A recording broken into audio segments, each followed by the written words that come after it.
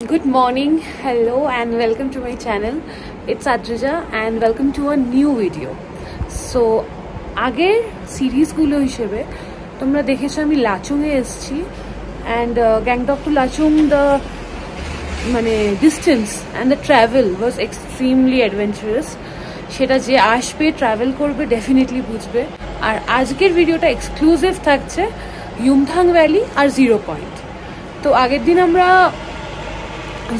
অক্সিজেনের মাস্ক যেগুলো হয় সিলিন্ডার হয় ওরকম দুটো নিয়েছি, লাগুক না লাগুক বেটার প্রিকশন নিয়ে রাখা। আর হচ্ছে এখানে যথেষ্ট প্রচণ্ড ঠান্ডা রাতেবেলা ছিল, অলমোস্ট মাইনাসে ছিল টেম্পারেচার, এখন একটু ঠিক আছে।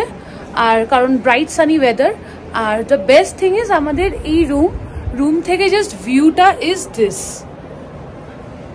এখন হয়তো বোঝা যাচ্ছে না বাট পুরো পাহাড় আর সাথে হচ্ছে ওই দিকটা পুরো বরফে ঢাকা, খুব সুন্দর লাগছে।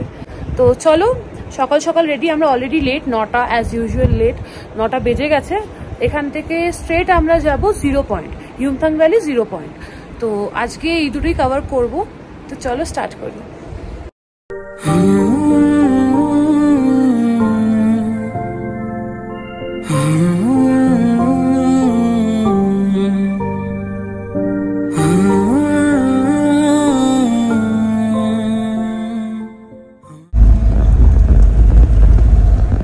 এখন যাচ্ছি কোথায়?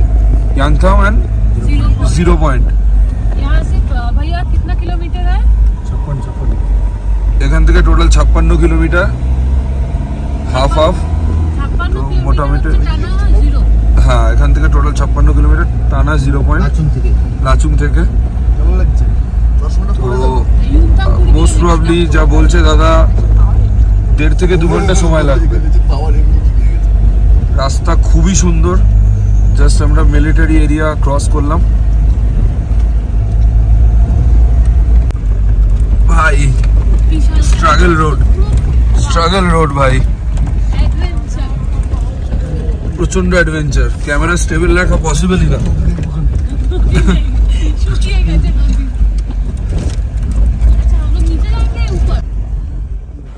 আর একটু এগোতেই পাহাড়ের উপর অনেক কটা ইয়াকের দেখা পেলাম। ইয়াক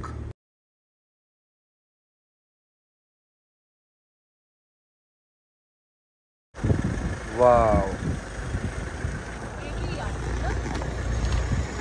বেবি ইয়াক ভাই। রোডটা দেখ, আসল মজা তো রোডে।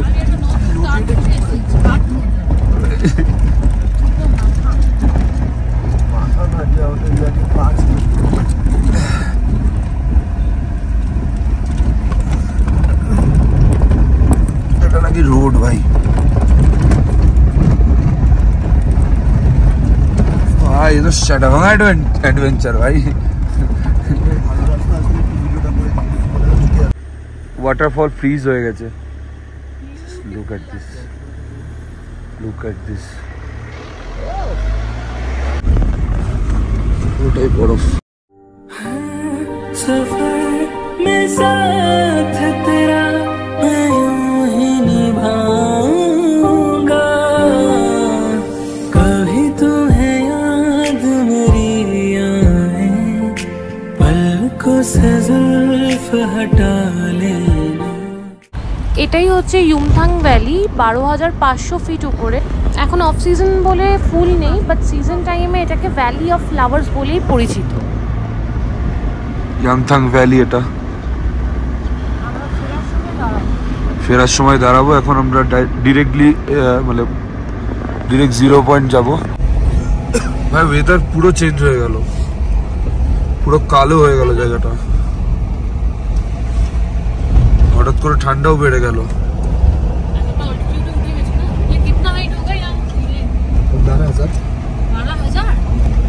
12,000 ऑल्टीट्यूड में। बाप रे, वाओ।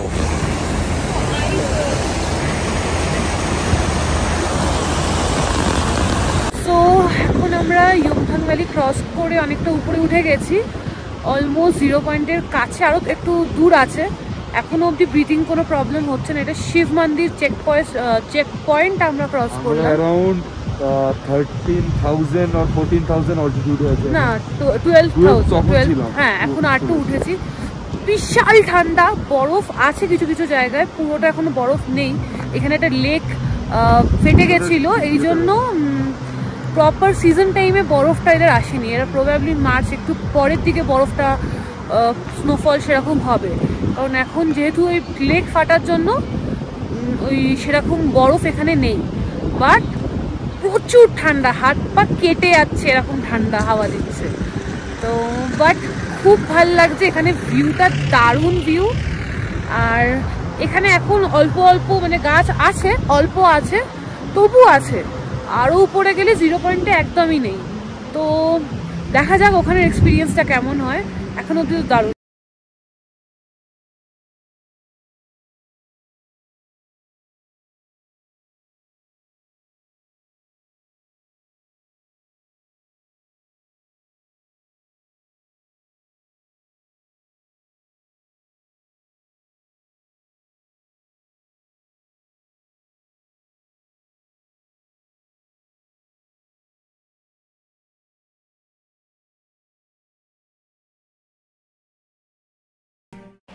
এটা হচ্ছে ডোংয়ালাচু ব্রিজ। এই ব্রিজটা ক্রস করার পরেই সামনেই আসবে 0 পয়েন্ট। আর এই ব্রিজটার টোটাল স্প্যান বা লেন্থ হচ্ছে 60 ফিট, 60 ফিট। এখানে সিনিক বিউটিটা যেমন সুন্দর সেরকমই দেখতে পারবে, গাছপালা একটাও নেই। এই অল্টিটিউডে ওয়েদার প্রচণ্ড আনপ্রেডিক্টেবল থাকে, কখন বৃষ্টি আসবে বা স্নোফল হবে বোঝা মুশকিল। আমরা ফাইনালি পৌঁছে গেছি 0 পয়েন্টে। আর এখানে প্রচুর ঠান্ডা, -10 এখন।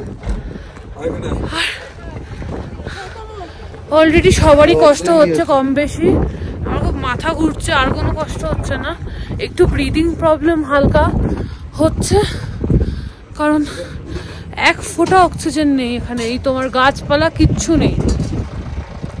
আমরা এই ছোট্ট দোকানটায় দাঁড়িয়েছি, একটু ম্যাগি খাবো, আগুনের শেক নেবো, তারপর সামনে আইস আছে, একটু ওখানে যাব। এখানে একটু যাওয়ার ইচ্ছা আছে, দেখি যদি সবার শরীর টরীর ঠিক থাকে।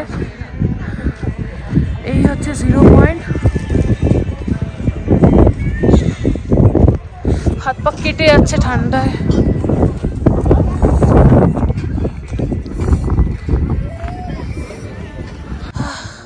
কেমন ঠান্ডা,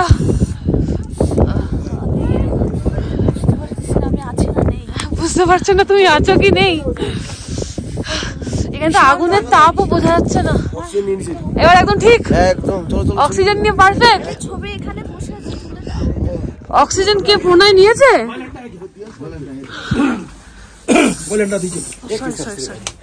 প্রণয়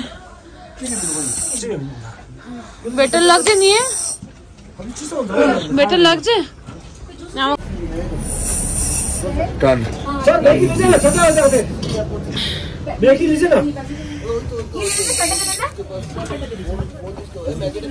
হ্যাঁ, ম্যাগিটা খেয়ে নি। ম্যাগিটা খেয়ে নিয়ে স্নোটায় যাবো। এগ ম্যাগি বলেছে, তাই জন্য ডিমটা কেটে কেটে দিয়ে দিয়েছে, সেদ্ধ ডিম ম্যাগির উপর। এই এমনি ম্যাগি নিলেই হতো, তো গরম গরম ম্যাগি খেয়ে নে আমাকে ওদের। সো প্রচন্ড ঠান্ডা, এখন আমরা যাচ্ছি একটুখানি ম্যাগি, গরম গরম ম্যাগি খেয়ে স্নোয়ের দিকে। বরফ এখানে আছে অল্প বিস্তর, ওই দিকেই যাচ্ছি। বাপরে, রাস্তাগুলো খুব এবড়ো খেবড়ো।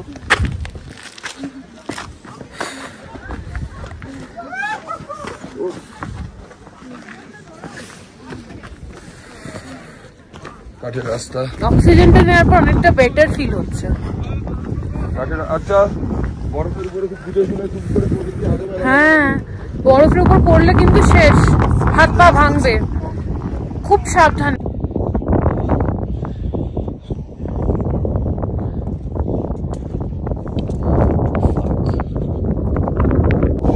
হ্যাঁ,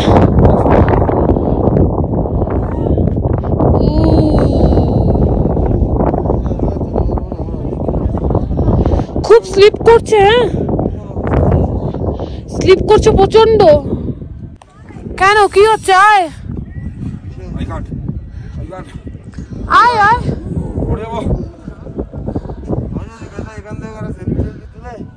আয় প্রণয় আয়। প্লিজ তুই আমাকে নিয়ে যাস না।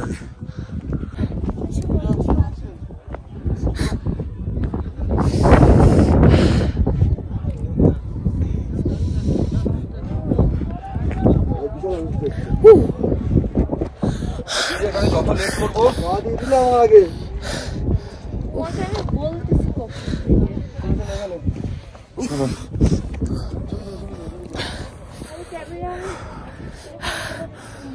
ব্রিদিং প্রবলেম হচ্ছে প্রচন্ড। কিট করছে না আরো লাগছে। কি হলো? শরীর খারাপ হচ্ছে? অক্সিজেনের জন্য রোদ পড়েছে, এত সুন্দর লাগছে, চকচক চকচক চকচক করছে। কথাও বলা যাচ্ছে না বেশি, এতটা অদ্ভুত লাগছে। আচ্ছা বরফে একটু দাঁড়িয়ে ফটো টটো তুলি নাকি? একটু বেটার লাগছে না? কপুরটা দিলেও ভালো লাগছে।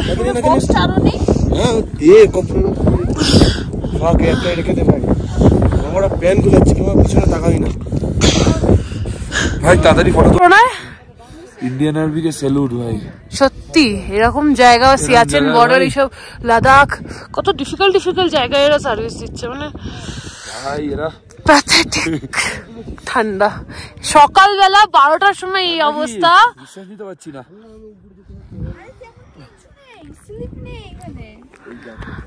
প্রণয়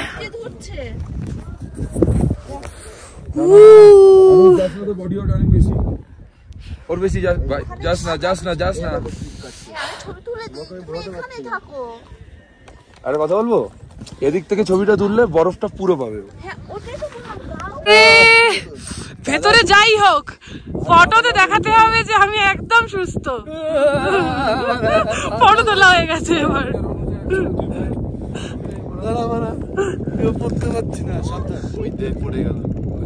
বাবা ছবি তো আমরাও স্লিপ কেটে ওখানে। How are you feeling? Cold as